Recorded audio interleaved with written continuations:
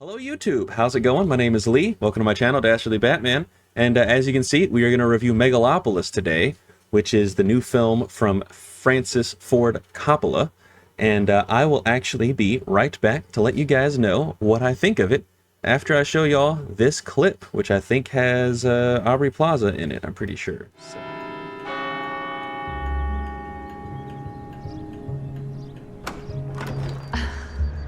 Julia. Hi. Come in. I had hoped to speak with Mr. Crassus. I love that sound.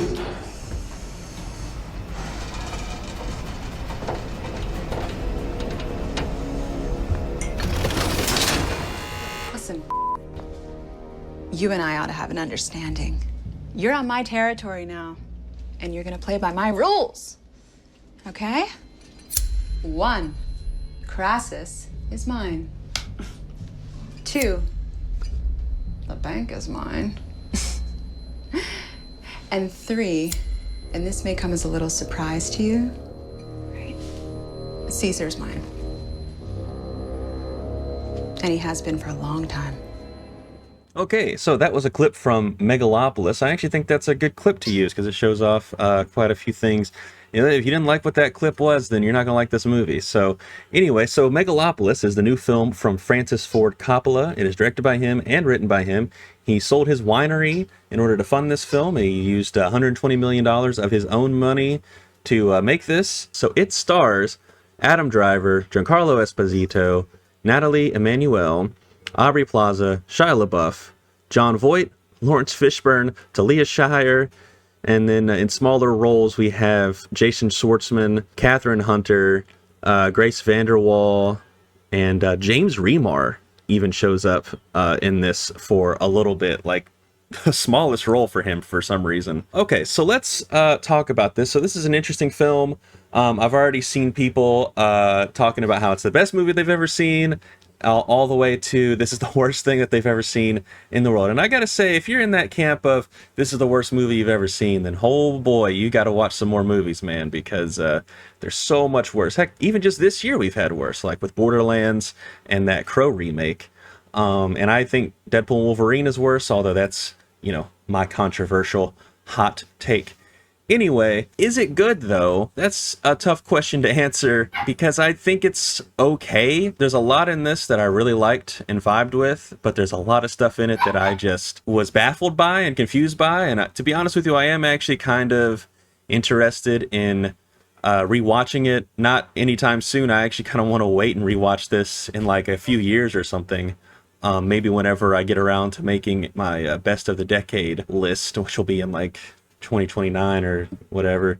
So far in the future, I can't even fathom thinking about it. But speaking of the future, that's kind of sort of what this movie is about. So Adam Driver plays this architect who has the ability to stop time. They don't really explain how, he just does.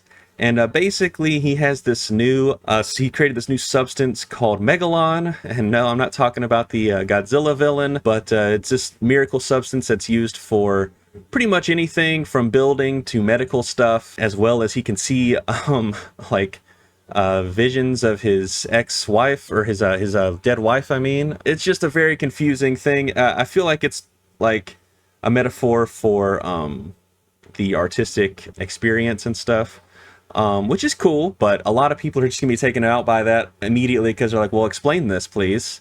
And it doesn't really have an explanation, because in a lot of ways artists do control time, because anytime you make a movie or you make a painting, or even what I'm doing right now with streaming, this is not art, by the way, I'm just saying that you're capturing moments in time, and that is in a way controlling time. So I totally get where he's coming from with this, but man, there is so many weird, interesting things with this. Now, obviously, it's really visually engaging, and it looks really good sometimes, and sometimes it looks like a really expensive soap opera, which is confounding. It has, as you can see from this poster actually that I have pulled up, it does have some stunning imagery, and I think a lot of it he found ways to shoot practically the same way he did when he did his Dracula film, but some of it doesn't look good. Some of it like is washed out and kind of blown out, which I thought was interesting. You know, I don't really think it's meant to be that way. And speaking of things that I'm not really sure if it's meant to be that way, this movie does at times, it's funny. Sometimes intentionally, and sometimes not so much. And sometimes you can't even tell if it's supposed to be funny or not, like if it's intentional or not. You just can't tell. For example, I won't even spoil it or anything, but there is a scene, it's Jon Voight's last scene in the film, so you'll know it after you watch the movie. But I can't tell if that scene is meant to be intentionally funny or not. I just can't. And you know, I'm sure someone else who watches it will say, "Oh, that's supposed to be funny." But I've already seen other people who have watched this who say that's not supposed to be funny. It's unintentionally funny. You know, this is like The Room level, right? And that's the thing with this movie. I will go ahead and say, even though I didn't really vibe a lot with this movie as much as I thought I would, because this has actually been probably in my top 5 most look forward to films. I do really like Francis Ford Coppola as a filmmaker. I love Apocalypse Now. Conversation is fantastic. I actually haven't watched the Godfather trilogy all the way through. I always used to catch it on like AMC, and I would just watch scenes from it here and there, and then would get like really... I remember I sat down to try to watch The Godfather in full on AMC, and I just got so annoyed by the commercials. And I just haven't gotten around to just sitting down and watching it without commercials. So that's actually one of my goals pretty soon, especially after watching this. But I do know that those films are amazing, and I've seen enough of it, and I've studied a lot of scenes and stuff from particularly The Godfather Part 2. But I just want to say, like, I am glad that this movie exists, because we don't really get a lot of big swings like this. I mean, we did just get a big swing from The Substance that came out last week, but like at this budget level, and with this much attention brought to it, and with this type of cast, and don't get me wrong, I thought The Substance had a great cast as well, but this is like, you know, to the nth degree. This is... The amount of actors in this is like equivalent of recognizable actors in this is like equivalent to something that we only get in like something like an Avengers movie these days. That has to be celebrated, I feel like. And if you are any sort of lover or appreciator of film as an art form, you're going to have a lot here to chew on. And that's really all I can say. If you're a regular person who just likes to watch stuff on Netflix, you occasionally go see movies in the theater, you know, the only movies you really go see are like either the big superhero stuff or like some Disney Pixar stuff or something like that. This is not the film for you. Just avoid this one. But like I said, if you really appreciate really just art in general or film in general, you should watch this whether you like it or not, because it is interesting and it is fascinating.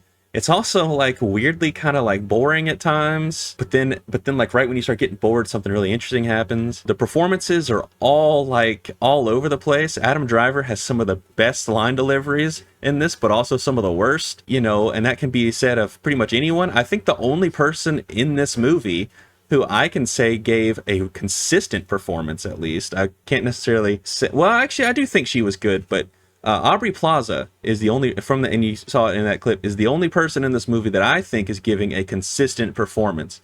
The other one that's close to giving a consistent performance is Shia LaBeouf, but I didn't really like a lot of what he was doing in this.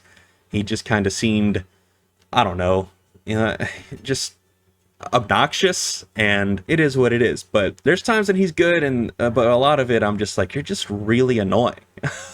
Like, yeah, it's really interesting. It's just an interesting film, and I've had a hard time just wrapping my head around it. It has a lot of really intriguing and like big ideas.